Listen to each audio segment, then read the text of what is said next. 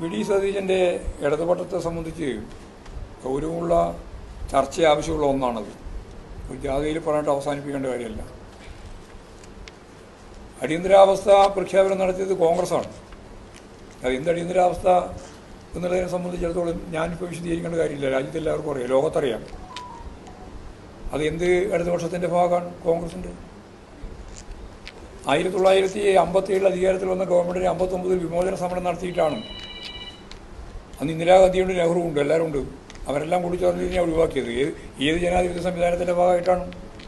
American CIA പണം വാങ്ങിയിട്ടാണ് ആ സമരം ശക്തിപ്പെടുത്തിയത് എന്ന് വയലാർ രവി ഉൾപ്പെടെയുള്ളവർ പറഞ്ഞിട്ടുണ്ട്. എന്ത് ഇടതുപക്ഷത്തിൻ്റെ ഭാഗമായിട്ടാണ്?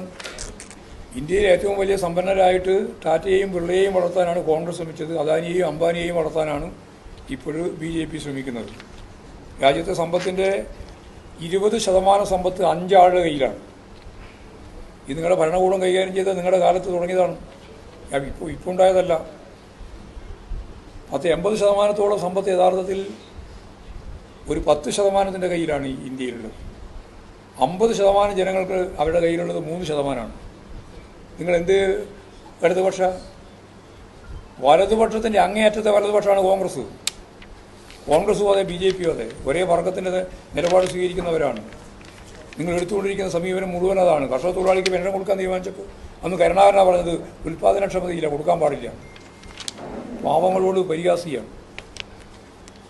അപ്പോൾ യഥാർത്ഥത്തിൽ ഉന്നത സാമ്പത്തിക ശക്തികൾക്ക്, കോപ്പറേറ്റീവുകൾക്ക് വേണ്ടിയും ഭൂപ്രഭുക്കൾക്ക് വേണ്ടിയും സാമ്രാജ്യത്വ ഫിനാൻസിൻ്റെ ഭാഗമായിട്ടുള്ള വലിയ രീതിയിലുള്ള സമ്പന്നർക്ക് വേണ്ടി നിലകൊള്ളുന്ന ഒരു പാർട്ടിയാണ് ചരിത്രത്തിൽ കോൺഗ്രസ് എന്ന് എല്ലാവർക്കും അറിയാം. നെഹ്റു ഉള്ളപ്പോഴും അതെ, ഇപ്പോഴും അതെ. അതിൻ്റെ തന്നെ വേറൊരു ഭാഗമാണ് BJP. ഒരേ വർഗ നിലപാടാണ്. ഭരണവർഗം എന്ന് പറഞ്ഞാൽ കോൺഗ്രസും BJPയും ചേർന്നതാണ്. അല്ലാണ്ട് ഭരണം നടത്തുന്ന പാർട്ടി എന്ന രീതിയിൽ മാത്രമേ, റൂളിംഗ് പാർട്ടി എന്ന രീതിയിൽ മാത്രമേ BJPയെ വേർതിരിക്കേണ്ടിയുള്ളൂ. രണ്ടും ഒരേ വർഗത്തിൻ്റെ താല്പര്യം സംരക്ഷിക്കുന്ന, ഒരേ വർഗ ഘടനയ്ക്ക് വേണ്ടി പ്രവർത്തിക്കുന്ന 2 പാർട്ടികളാണ് ഭരണവർഗ പാർട്ടി എന്ന് ഞങ്ങൾ പറയുന്നത്. അതാണ് കോൺഗ്രസും BJPയും. അതിനെതിരായിട്ട് പൊരുതുന്ന ഏറ്റവും പ്രധാനപ്പെട്ട പ്രസ്ഥാനങ്ങളാണ് ഇടതുപക്ഷ പ്രസ്ഥാനങ്ങൾ, കമ്മ്യൂണിസ്റ്റ് പാർട്ടി ഉൾപ്പെടെ ഉള്ള ഇടതുപക്ഷ ജനാധിപത്യ ശക്തികൾ. അതിനു പകരം വാചകം കൊണ്ട് ഇടതുപക്ഷമാവില്ല. വാചകം പറഞ്ഞ് ഇടതുപക്ഷമാവാനാണ് ഇപ്പോൾ വി.ഡി. സതീശൻ ശ്രമിച്ചുകൊണ്ടിരിക്കുന്നത്. നെഹ്റു ഇടതുപക്ഷ ആഭിമുഖ്യമുള്ള നിലപാടുകളൊക്കെ സ്വീകരിച്ചിട്ടുണ്ട് എന്ന് പറയാൻ നമുക്ക് സാധിക്കും. കാരണം അദ്ദേഹത്തിൻ്റെ രചന, അദ്ദേഹം എഴുതിയിട്ടുള്ള 2 പ്രമുഖമായ ഗ്രന്ഥങ്ങളുണ്ട്. അത് അദ്ദേഹം പ്രധാനമന്ത്രിയാകുന്നതിന് മുമ്പേ എഴുതിയതാണ്. 2 പുസ്തകം എന്ന് പറയുന്നത്, ഒന്ന് ഇന്ത്യയെ കണ്ടെത്തലാണ്. ഒരച്ഛൻ മകൾക്ക് അയച്ച കത്തൊക്കെ അതിൽ ഉൾച്ചേർന്നിരിക്കുകയാണ്. അതുപോലെ തന്നെ നമുക്ക് അറിയുന്നത് പോലെ വളരെ പ്രധാനപ്പെട്ട ചരിത്രാവലോകനം. ആ 2 പുസ്തകമുണ്ട്. ആ 2 പുസ്തകവും വൈരുദ്ധ്യാത്മക ഭൗതികവാദത്തിൻ്റെ പ്രയോഗമായ ചരിത്രപരമായ ഭൗതികവാദത്തെ അടിസ്ഥാനപ്പെടുത്തി അദ്ദേഹം രചിച്ചതാണ്. അതിപ്പോൾ എത്ര കോൺഗ്രസ്സുകാർക്ക് അറിയാൻ നമുക്കറിയില്ല.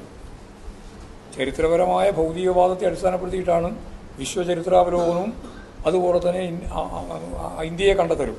ആ 2 പുസ്തകവും എല്ലാ രചനകളും അങ്ങനെയായിരുന്നു.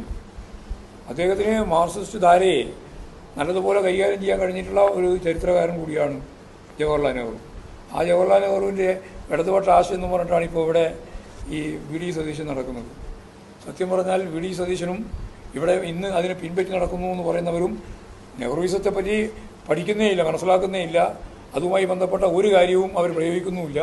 പൂർണ്ണമായിട്ടും കുത്ത മുതലാളിമാർക്കും ഭൂപ്രഭുത്വന്മാർക്കും സാമ്രാജ്യത്വ സാമ്പത്തിക ഫിനാൻസ് മൂലധനത്തിനും വേണ്ടിയിട്ട് ഉള്ള വർക്ക് നടത്തുന്നവരാണ് അവർ.